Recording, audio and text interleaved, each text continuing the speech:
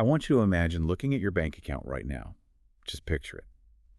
And imagine you see this massive, steady increase in your wealth over a 30-year period. Which is a pretty nice thing to imagine, honestly. Right. You'd feel incredible. You'd think you were doing everything perfectly. But then imagine you dig a little deeper and you realize that when you factor in things like hidden debts, inflation, and exorbitant fees you didn't know about, your actual wealth, the money you can actually use, just instantly shrank by over 20%. It's just gone. Exactly, just vanished into thin air. Well, today, that is exactly what we are looking at, but on a planetary scale. We are doing a deep dive into the 2023 global human development data. And our main mission here is to explore this massive tension between what we call development and the hidden costs of that development. Because it is the defining tension of our era, really. It is. We really need to figure out if the world is actually getting better or if our entire definition of progress is just, well, fundamentally flawed.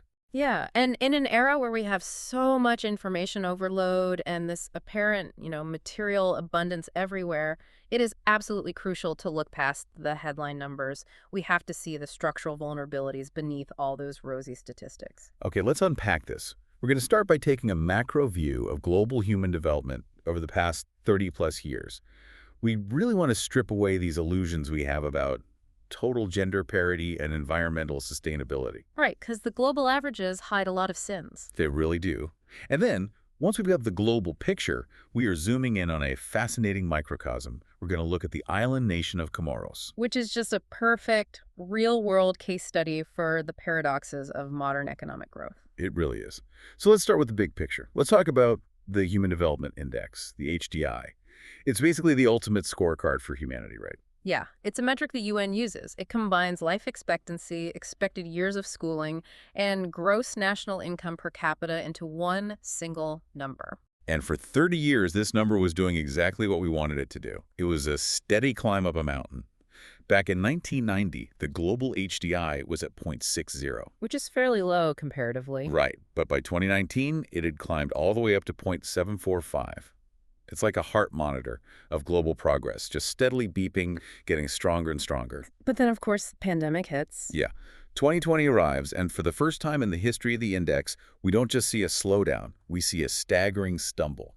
It drops for 2 consecutive years, down to 0.742 by 2021. Now, what's fascinating here is why this drop was so significant.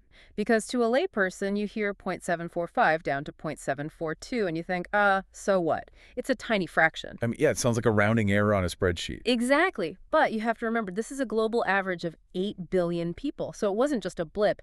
That tiny numerical drop revealed the profound fragility of our global systems when they're subjected to extreme systemic stress. It wiped out years of incremental gains virtually overnight.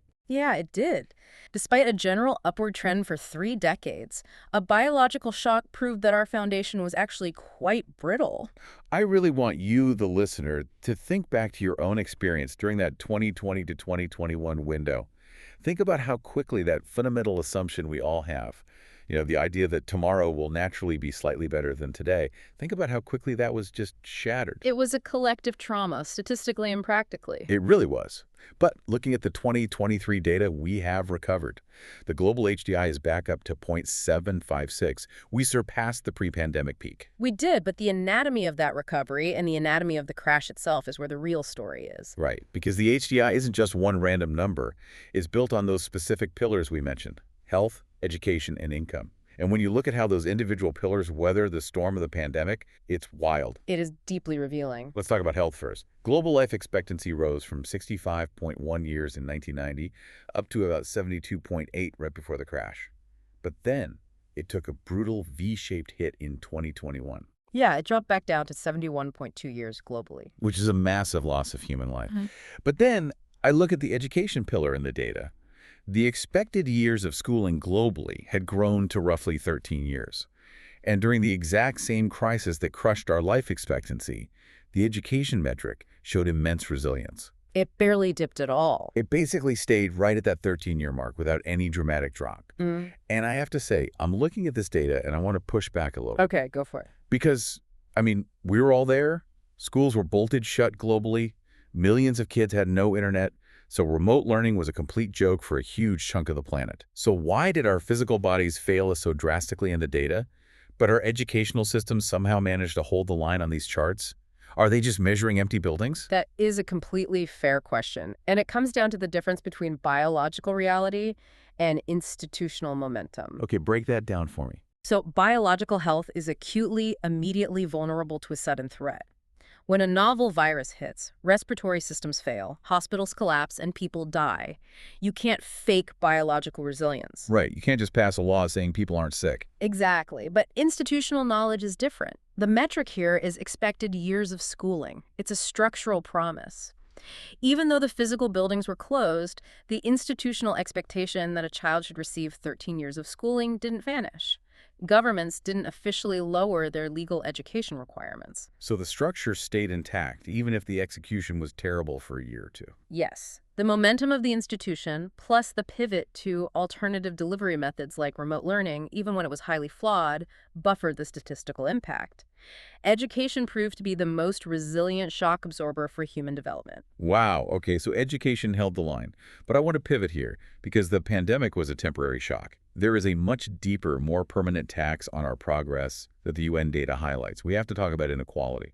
We absolutely do, because global averages are incredibly deceptive. Right, like if you put a billionaire and a broke person in a room, their average wealth is $500 million. But one of them still can't buy lunch. Exactly. So how does the UN account for that reality? They use a secondary metric called the IHDI, the Inequality Adjusted Human Development Index. This is the metric that strips away the illusion of the average. And the numbers are just a gut punch. So in 2023, the global HDI is 0.756. But when you apply that inequality adjustment, when you look at the IHDI, the score plummets to 0.590. Yeah, it's a massive drop. It represents a total overall loss rate of 21.9%. Which means that over 1/5 of all human progress globally is essentially erased simply because it's not distributed evenly. It's a phantom gain for a huge portion of the planet. That is just wild to me. So we're celebrating this big 0.756 number, but for a fifth of the world, that progress doesn't actually exist in their daily lives. Exactly. So what does this all mean? It means progress is meaningless if it's trapped at the top. And when we dig into the drivers of this inequality, it's not all equal either, right? Like which type of inequality is actually hurting us the most? The data points very clearly to income inequality as the primary culprit.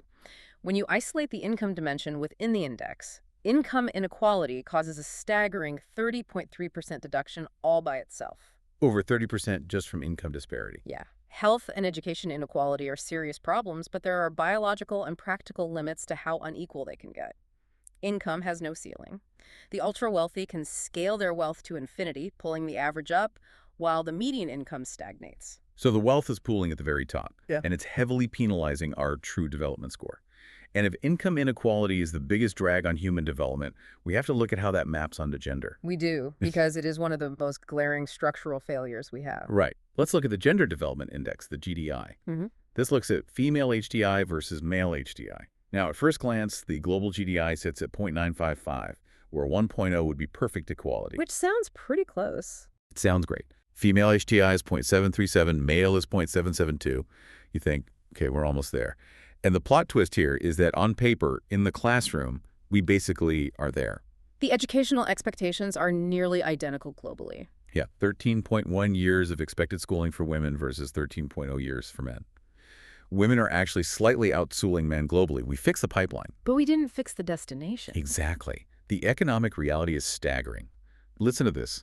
Global female gross national income per capita is $14,943.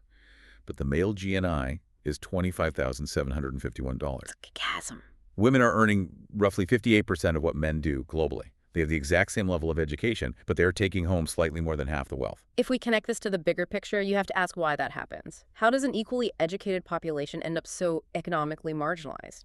To understand that, we look at the Gender Inequality Index, the GII. Unpack that for us. What are the structural barriers keeping that income gap so wide? The GII highlights a few massive roadblocks. First, maternal mortality remains unacceptably high at 216 deaths per 100,000 live births globally. So just participating in reproduction carries a massive physical risk that disrupts economic life. Exactly. Second, political empowerment. Female representation in parliaments globally is only 26.5%. Men are making nearly three-quarters of all the laws and economic policies. And if you aren't writing the laws aren't going to be optimized for your success. Right, and the most direct barrier is labor force participation. There is a massive 25.6% gap globally. Only 46.5% of women are in the formal labor force, compared to 74.1% of men. Wait, really? So it's not just about equal pay for equal work. It's that a massive chunk of women are completely gate-kept out of the formal economy entirely. Yes. They are disproportionately burdened with unpaid domestic labor, care work, and informal jobs that don't generate measurable national income. It is just unbelievable. We've spent decades fixing the pipeline, getting girls into schools, but the actual destination, the economy, and political power is still heavily, heavily gate-kept. It is a massive failure to utilize the human capital we've already built. Okay, so we've seen the incredible cost of inequality among humans. But there is another cost. What about the cost our progress exacts on the planet itself? This is where the data gets truly sobering. We have to look at the planetary pressures adjusted HDI, or the PHDI. I love the analogy for this. It's like, imagine you're running a highly successful business. You're posting record profits. Everyone thinks you're a genius CEO. But your secret is that you're just racking up massive, unsustainable debt on a credit card in someone else's name. And that someone else is the Earth. Exactly. The Earth's invoice is coming due. So the standard HDI looks at our wealth and health and says we're doing great. But the PHDI applies a penalty for carbon emissions and material footprint. And when you apply that penalty, the global score drops to 0.680. Which is a 10.05% loss from the standard HDI. 10% of our human progress is essentially negated by the ecological destruction required to achieve it. And a huge driver of this is our global carbon emission average, which is about 4.5 tons per capita. So right now, high human development is deeply, inherently coupled with high ecological destruction. That is the uncomfortable truth. The nations with the highest standard of living are almost universally the ones putting the most extreme pressure on the planet. So until the PHDI and the standard HDI actually align, until we aren't losing that 10%, our current model of success is mathematically unsustainable.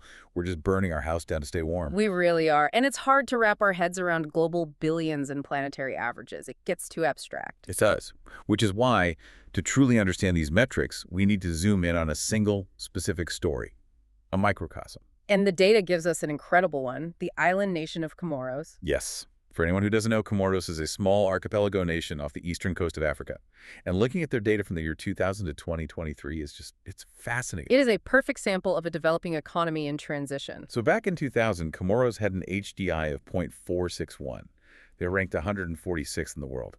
But by 2023, their score grew to 0.603. That is a massive absolute leap. It's a huge improvement in the lived reality of their citizens. But, and this is a fascinating quirk in the data, even though their absolute score went way up, their global rank barely moved.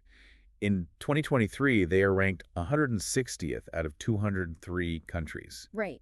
They hovered right around that 78th percentile for over 2 decades. How is that even possible? They improved so much. It's what we call the treadmill effect. Comoros is running incredibly fast just to stay in the exact same place globally. Because the rest of the world is also moving forward. Exactly. The global average is climbing alongside them. You have to improve faster than the global average if you want to climb the actual ranks. But we shouldn't let that global ranking overshadow what they're doing right.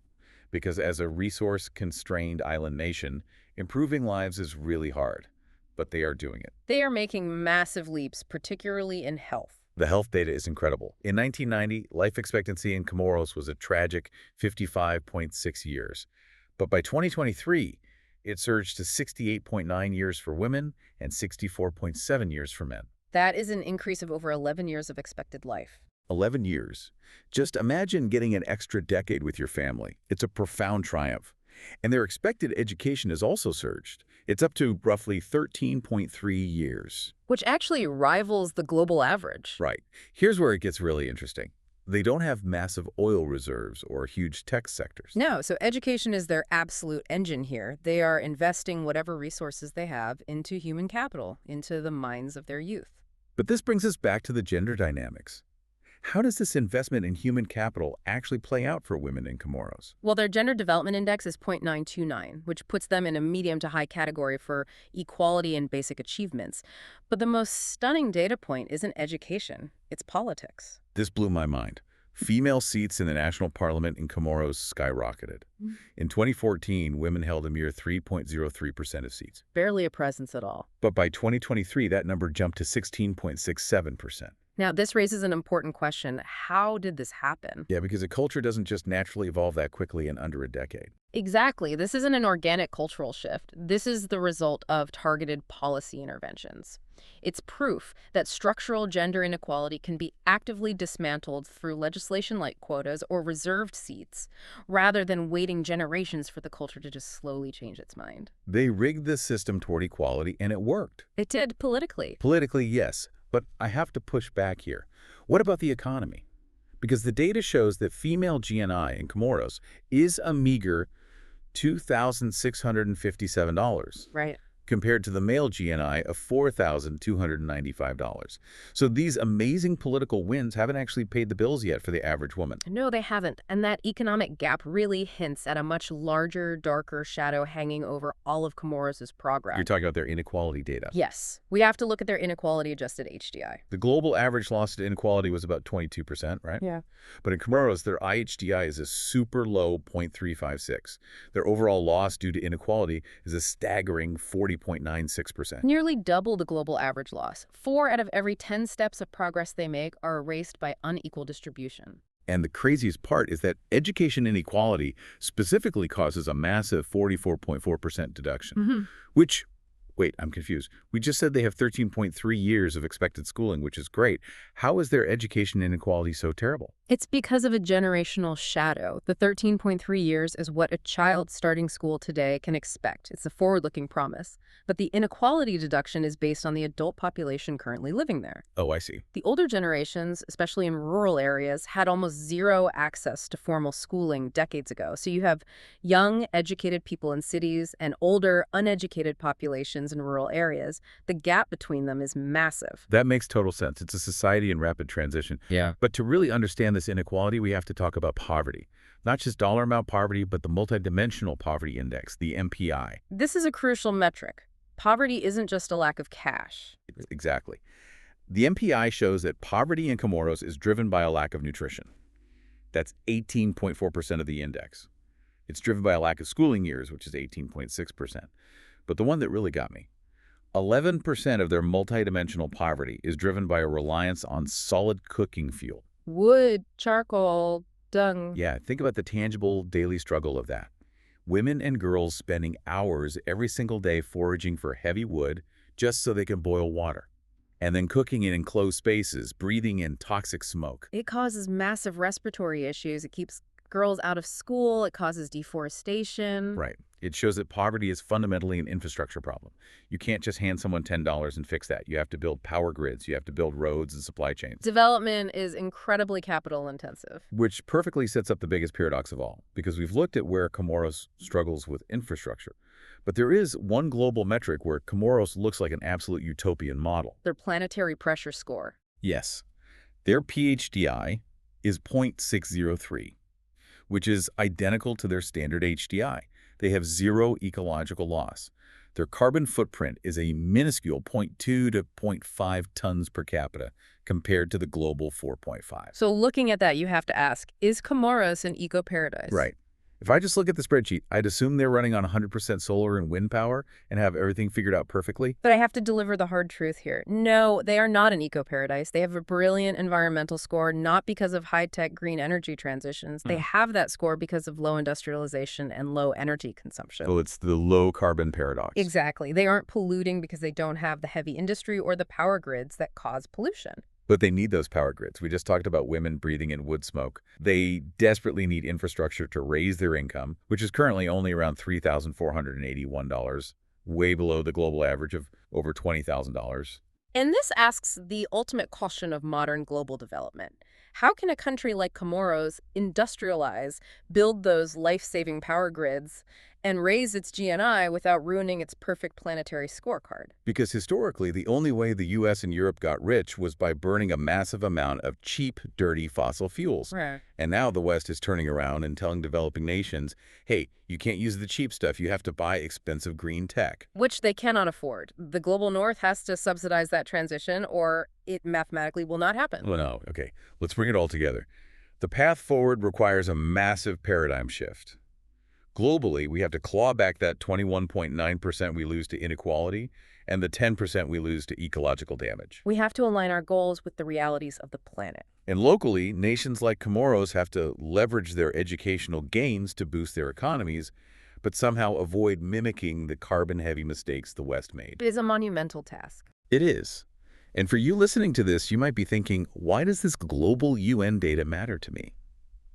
Well, whenever you hear a politician or a CEO talk about growth, you need to ask, growth for who? And at what cost to the planet? Because if the growth only benefits the top and the cost is paid by the environment, it's not actually progress. Exactly. So I want to leave you with a final provocative thought. Think about your own community right now. If we measured your town, not by the wealth of its richest neighborhood, but by the air quality, the gender pay gap, and the resilience of its poorest residents, what would your true development score actually be? Are we measuring what truly matters or just what's easy to count?